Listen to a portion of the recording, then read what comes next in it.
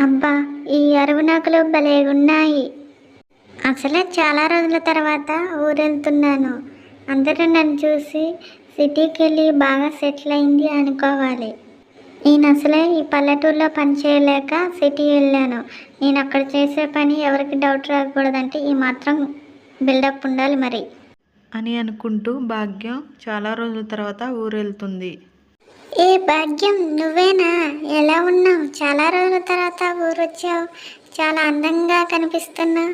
పట్నం వెళ్ళి బాగా సంపాదించావు అనుకుంటా. చాలా రిచ్గా కనబడుతున్నావు. నీకు నా దిష్టే తలయేలా ఉంది. ఊళ్ళో వాళ్ళందరూ నిన్ను చూస్తే కుళ్ళుకుంటారు. ఇంటికి వెళ్ళిన తర్వాత దిష్టి తీయించుకో మరి, మర్చిపోకు. మాకు కూడా పట్నంలో ఏదన్నా పనుంటే చూసి పెట్టు, మేము కూడా వస్తాం.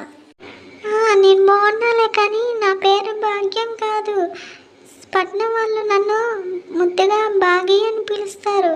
ఇంకెప్పుడు భాగ్యం అని పిలవకు. మీరు ఈ పల్లెటూరులో మట్టి పిసుక్కునేవారు, పట్నం వచ్చి ఏం పని చేస్తారు మీరు?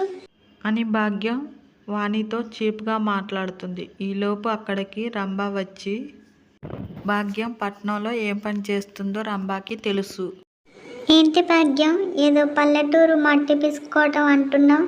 నువ్వు పట్నంలో చేసే పని నాకు తెలియదనుకుంటున్నావా? అది ఒక పనేనా? అందరికీ చెప్తున్నా వినండి. ఊరికొచ్చి ఇంత బిల్డప్ ఇస్తున్న ఈ భాగ్యం పట్నంలో అడుక్కుంటుంది.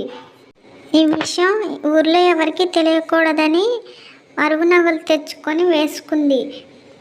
నేను పట్నంలో చదువుకోవటం వల్ల ఈ భాగ్యం చేసే పనిని కళ్ళారా చూశాను. ఈ భాగ్యం భిక్షం అడుగుతుంటే మగవాళ్ళంతా ఒకలాగా చూస్తారు ఈ భాగ్యాన్ని. వాళ్ళు మట్టి పిసుక్కునే వాళ్ళే కావచ్చు, కానీ వాళ్ళ పనిని వాళ్ళు గౌరవంగా చెప్పుకుంటారు. నిన్ను ఎవరైనా ఏం పని చేస్తున్నావు పట్నంలో అని అడిగితే ఏం చేస్తావు చెప్పు? ఏమని చెప్తావు? అడుక్కుంటాను, నేను భిక్షం ఎత్తుకుంటానని చెప్తావా? ఉన్న ఊరిని విడిచిపెట్టి పరాయి ఊళ్ళో అడుక్కునే బదులు ఇక్కడే కష్టపడి పని చేసుకుంటే నీకు తగిన గౌరవం దక్కుతుంది కదా. నీకు చాలా వయసుంది, నువ్వేమీ వికలాంగురాలివి కాదు కదా. ఒళ్ళు వంచి పని చేసుకో, ఇకనైనా మారు. నిన్నేదో నేను బాధ పెట్టాలని ఈ మాటలు చెప్పట్లేదు.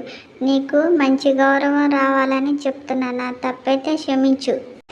అబ్బా, నేనేదో ఊర్లో బిల్డప్ ఇద్దాం అనుకుంటే ఈ రంభ టైంకి వచ్చి నా పరువు మొత్తం తీసేసింది. అయినా రంభ చెప్పింది కూడా నిజమేలే. భిక్షం ఏమంటే అందరూ నన్ను చూసి సీదించుకుంటున్నారు. ఇక్కడ మట్టి పిసుక్కున్న గౌరవంగా ఉంటాను అని అనుకుంటుంది భాగ్యం.